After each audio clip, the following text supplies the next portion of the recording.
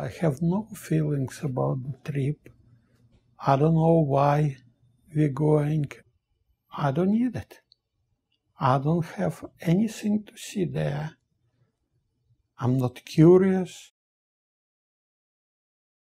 I have nothing to do there. My grandfather, Moisey Misha Kievsky, died when I was 2 years old. What part did Grandpa play in creating the Soviet Union? He was a revolutionary. He was fighting, being in the army under Trotsky command.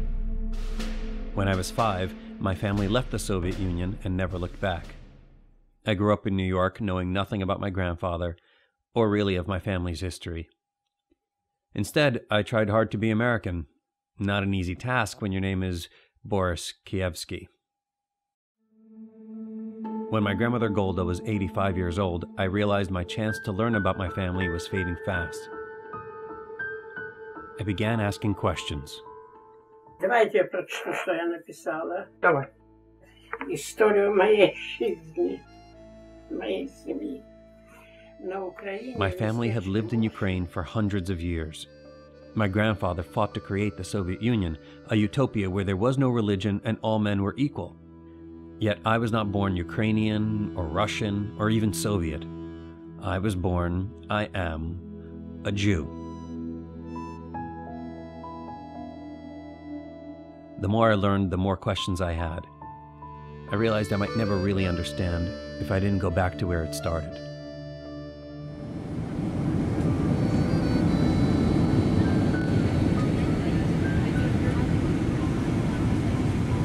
Next stop, Kiev.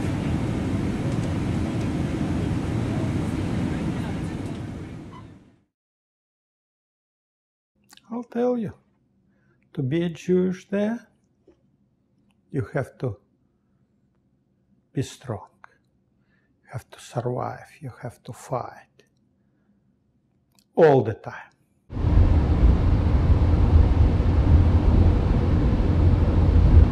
Никогда я не чувствовал на себе каких-то ущемлений, так будем говорить. Но когда речь зашла обо мне как о специалисте, чтобы взять на работу, то меня не взяли, потому что 5-я графа была. Что такое 5-я графа? Национальность.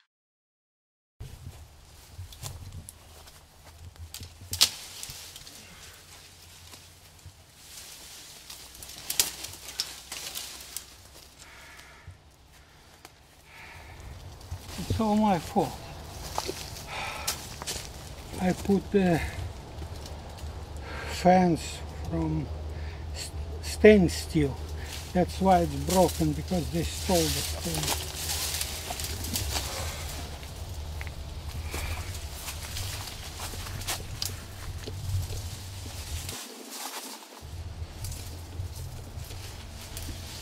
That's your grandfather.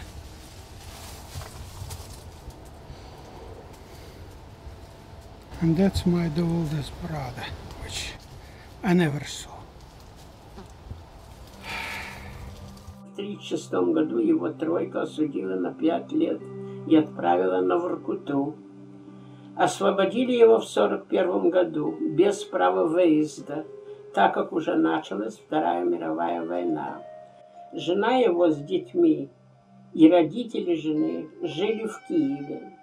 Старики эвакуироваться не захотели, а жена осталась с ними. И, конечно, все ушли в Бабий Яр.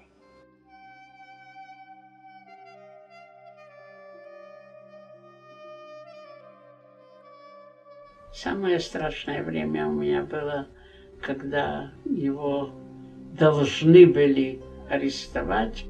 Мы чувствовали, он уехал в командировку,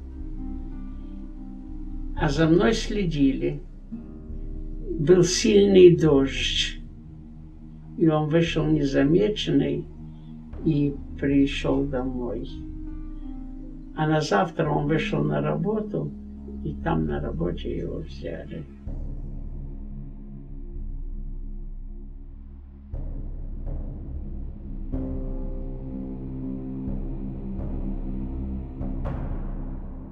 Через 10 месяцев я сидела на работе, прибежал хозяин мой из дому, где я жила. Он мне написал, что его послали на вечное поселение в Сибирь. Красноярский край, это на север, туда, северо-восток. Денег на дорогу у меня не было, Олег. Это Боренька, не было. И к великому сожалению, я знаю, люди собрали. Добрые люди. На билет. И 15 мая 50-го года только я выехала. А в Красноярск мы добрались, наверное, 30 мая.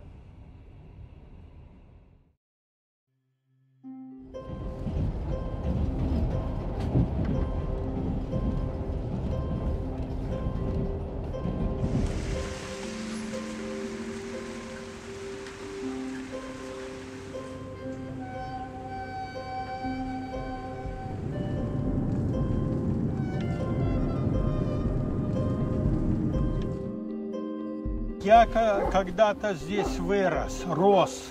Так. И хочу найти, где это было. А по фамилии? Фамилия Киевский. Вот я такого не знаю. Когда мы построились, это был второй дом от тайги. Второй дом от тайги. А потом дальше сделали еще квартал. Не помните таких киевских? Да что-то как-то помню, но не сильно, не забываться. Эти несколько дней обо мне услышал больше, чем за все 36 с мелочью лет. Это правда. Поэтому я и хотел это делать. Узнать, Оно тебе надо. Надо. Зачем? Оказывается, как у нас говорят, the apple doesn't fall far from the tree. I want to know what tree I fell off of. Good one. It was an amazing journey. I found the apartment where I was raised, the records of my grandfather's persecution, relatives I didn't know, and the place in Siberia where my grandfather, grandmother, and father lived in political exile. Along the way, a bigger exploration emerged, which continued after I returned to the US. Why? Why did my grandfather, like so many other Jews, fight for the revolution? Why were we still Jews in a state without religion? What does that make us today, and what does it mean for our future? I started with a quote I often heard growing up. Революцию делает Троцкий, а получает потом Бронштейн. Jews were disproportionately represented in the initial wave of communist leadership. You have Lenin, who's got a very complicated past, and people have suggested that he may have been Jewish. You have Trotsky, Kamenev, Zinoviev, Sverdlov. You get the point. The vast majority of Jews under Russian control lived in the Pale of Settlement. They couldn't own land, and they couldn't go to the universities, they couldn't took special professions. Plus you had the pogroms. You had groups like the Cossacks, the Black Hundreds, who frequently would see the Jews as fair game. Participating in a revolutionary movement was a part of gaining freedom.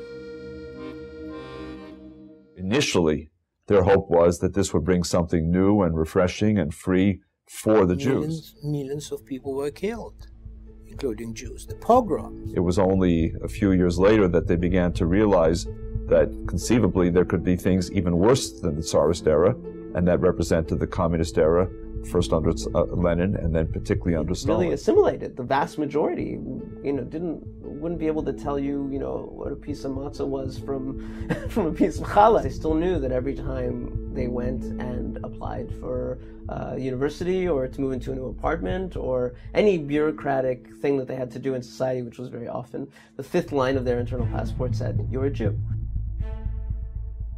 Смотрите, почему нас не любят и почему нас ненавидят? Потому что еврейский народ, нету от этого однозначного. Нас ненавидели, потому что мы были коммунистами, нас ненавидели, потому что мы были капиталистами, нас ненавидели, потому что мы были как-то другими, нас ненавидели, потому что мы пытались быть такие же, как и все. Нету на этот вопрос какой-то однозначный ответ.